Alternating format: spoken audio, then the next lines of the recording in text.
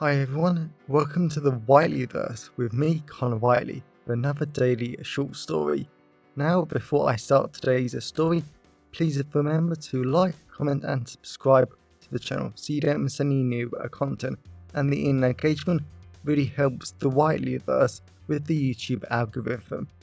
Also, if you want to buy this short story and any of my other fiction, then they're available from all major ebook retailers and at your local bookstore and local library if you requested, and you can order paperback copies from Amazon.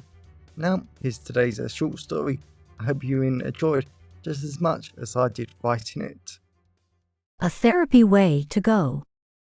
Retired Detective Kendra O'Connor had always enjoyed the amazing work of therapists, and they had seriously helped her more times than she cared to admit, after the loss of friends, partners and witnesses that she had failed to protect.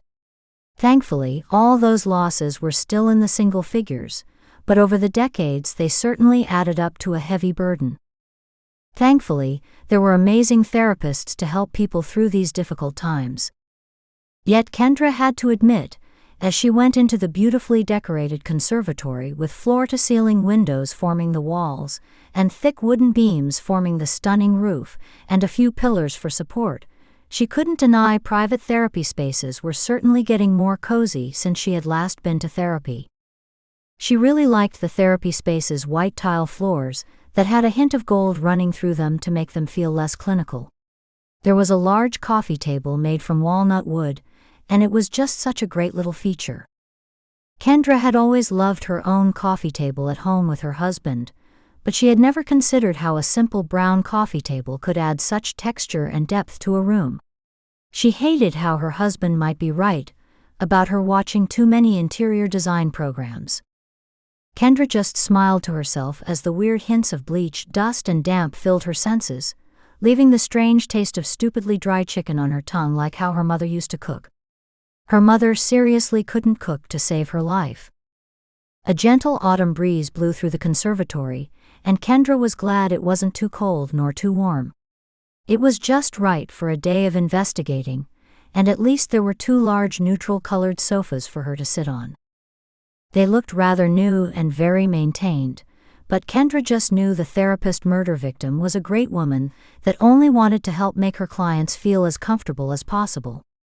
Mrs. Helen Carter was a 50-year-old psychotherapist that had worked in the NHS most of her life before her parents died, and left her and her husband a ton of money. Then Helen set up her own private practice, and she was thriving by providing people affordable psychological care. She had helped a ton of people over the past decade, but one night the husband had popped out to get a takeaway, and when he came home, Helen was dead. There were no traces of a murder, so it was ruled a suicide until 2 weeks ago when someone called the police with new evidence. The police never found the caller, so the case went cold again.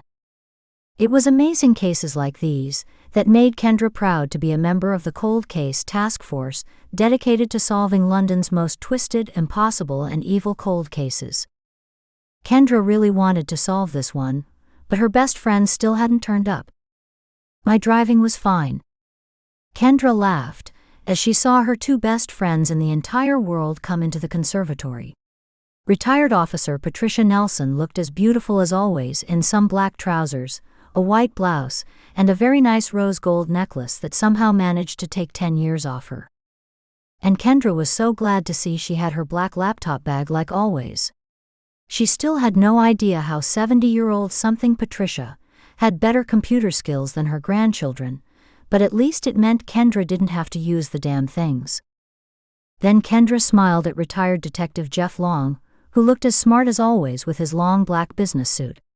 He might have certainly looked his age, but Kendra still loved him as a friend, but she couldn't understand the slight tension between them. "What's wrong?" Kendra asked. Patricia just smiled. "You know there's road work on the hill where we live taking us onto the motorway. Well, this smartass decided he would drive us here using country roads. And let me tell you, my car isn't built for country roads, and it seriously isn't built for driving across fields in the interest of shortcuts, hun." Jeff laughed. "Maybe that wasn't my finest moment." Kendra just shook her head. Even after all these years, she still couldn't understand how Pat and Jeff could get into weird adventures, but they were amazing together, and she would always treasure them. They really were something special. "You both read the case file?" Kendra asked. "Of course, hon," Pat said. "And has anything been touched since the murder?" "No," Kendra said. "Not a single thing has been moved since the murder 3 years ago. Even the husband doesn't really come in here, even on really nice days." "That's awful," Jeff said. "I can't find anything the original detectives did wrong on the case. It looked like suicide, if you take out the husband." "Why was the husband taken out?" Kendra asked, knowing it wasn't clear from the case files. "Hun, there was no evidence tying anyone to the crime, and the GPS in his car and the CCTV footage in the takeaway shop checked out. They both show he wasn't at the house at the time of the murder." Kendra nodded. It made sense because out of everything she had read about the marriage, it seemed perfect, or maybe a little too perfect. "Have you got the CCTV footage?" Kendra asked Pat. Pat nodded as she sat down on the sofa and turned on her laptop, resting it on the coffee table. Kendra watched as Pat pulled up the footage, and Kendra had to admit it looked exactly like the husband. "Run this footage through one of your programs, please, to see if it's been faked or something," Kendra said. Pat just laughed, and Kendra smiled too. She always liked having a friend with access to illegal computer programs that a mere citizen really shouldn't have had. "Confirmed, everything checks out. This is the husband at the takeaway at the time of the murder, hon." Kendra rolled her eyes and looked at Jeff, who was inspecting the other sofa, as that was where the body was found. Kendra went over to him, and from what she remembered in the case file, the body was found with a single stab wound to the chest, and then the body was positioned like she was sleeping on the sofa. It certainly wasn't a normal position for a victim to be in, and Kendra couldn't help but realize that the killer believed they had time to focus on the presentation of the body. She had seen a lot of killers in her active career, and even more as a retired detective, but this made no sense. How would the killer know they would have time to position the body? "Hey," Kendra said, "what if the killer wasn't only watching the house but they had help as well to keep the husband away?" Jeff shook his head. "Damn it. Actually, hun, that theory might be correct," Pat said. "I checked the roads, phone logs for the takeaway the night of the murder, and I checked the surrounding area for any crime reports." "Did you find something?" Jeff asked. "Yes, hun. The phone logs were a bust and the traffic was perfectly okay, but the husband would have been delayed by 5 minutes.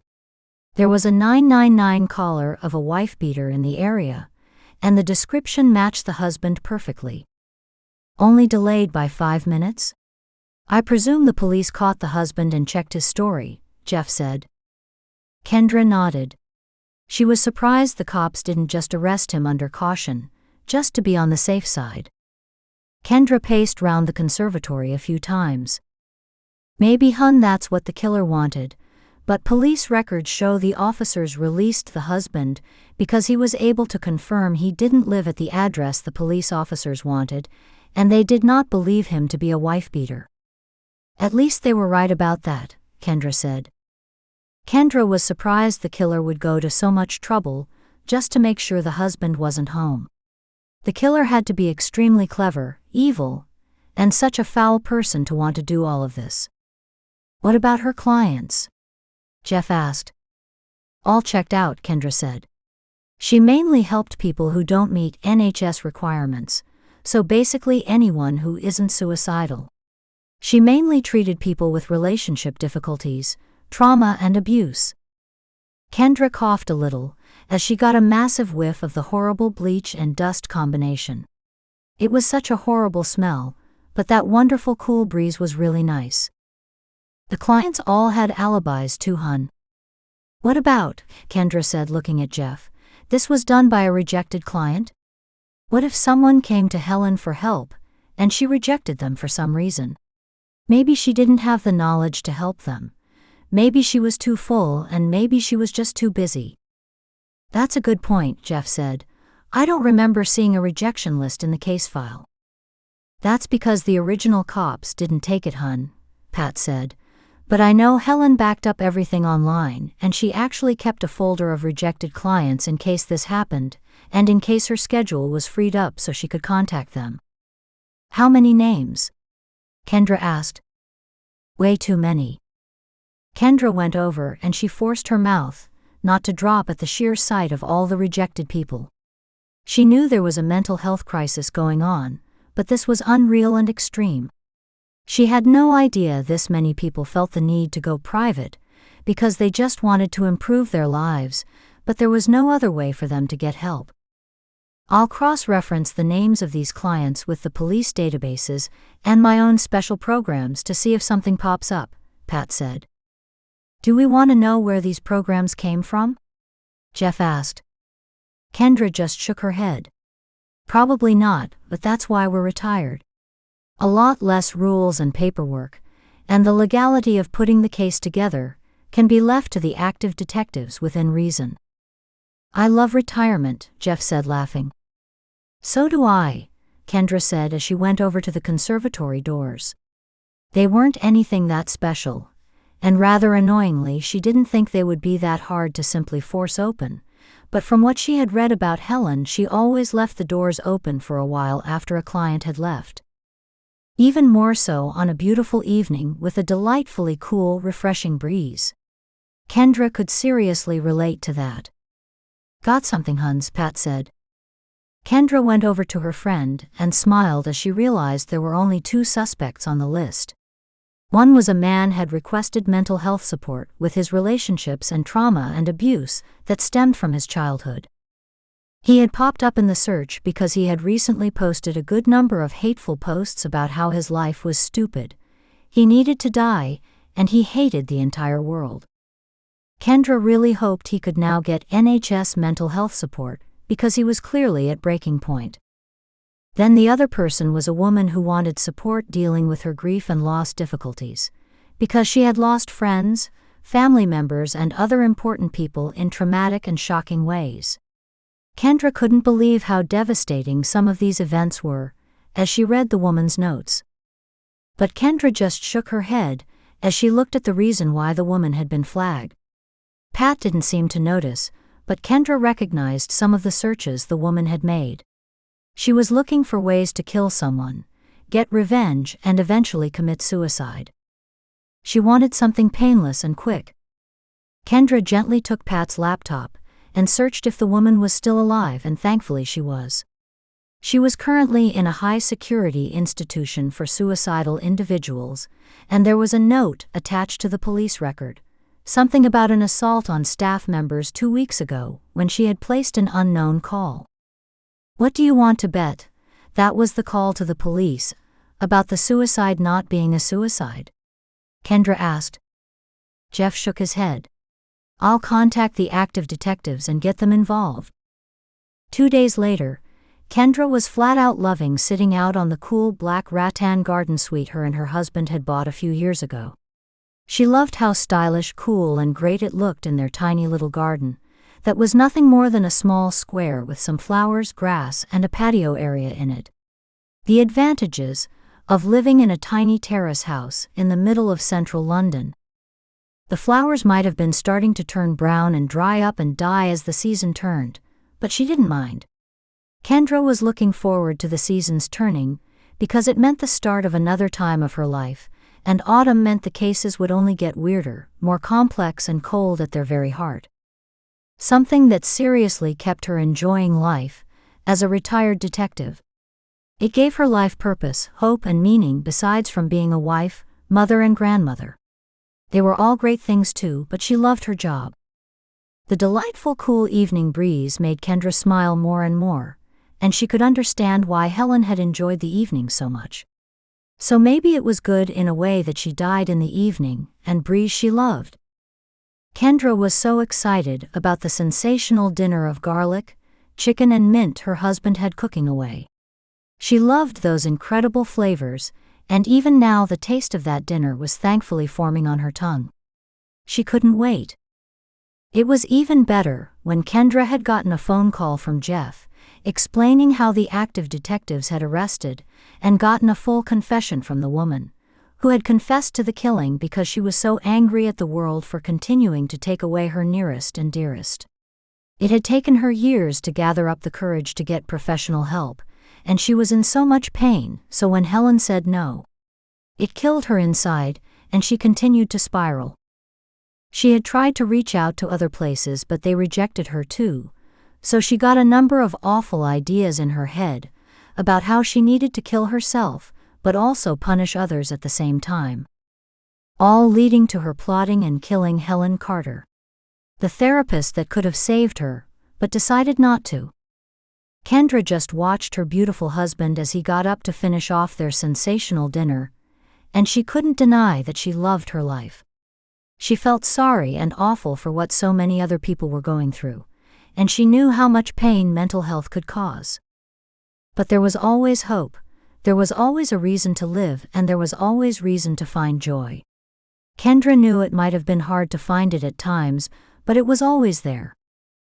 And it was always wonderful to find in the end, and if a person needed it, Kendra always encouraged them to take up therapy. It was a great way to go. Welcome back everyone, it's me again, Connor Whiteley. So I really hope that you enjoyed today's story, because I flat out love writing, creating stories and sharing them with you. If you really enjoyed today's story, then please remember to like, comment and subscribe to the channel so you don't miss any new content, and the engagement really helps the Whiteleyverse with the YouTube algorithms. And if you want to buy this short story or any of my other fiction, then they're available from all major ebook retailers, and you can get them from your local library if you requested, and you can order the paperback copies from Amazon, your local bookstore or local library if you request it. Lastly, if you want to support the channel on a one-off basis, then you can now buy me a coffee at buymeacoffee.com/Connor Whiteley. Also, if you know anyone who would enjoy today's story, then please share it with them. I'm always really grateful when you wonderful people help spread the word about the channel. So, thanks for watching the Whiteleyverse, and I'll see you again soon. Have a great day, everyone.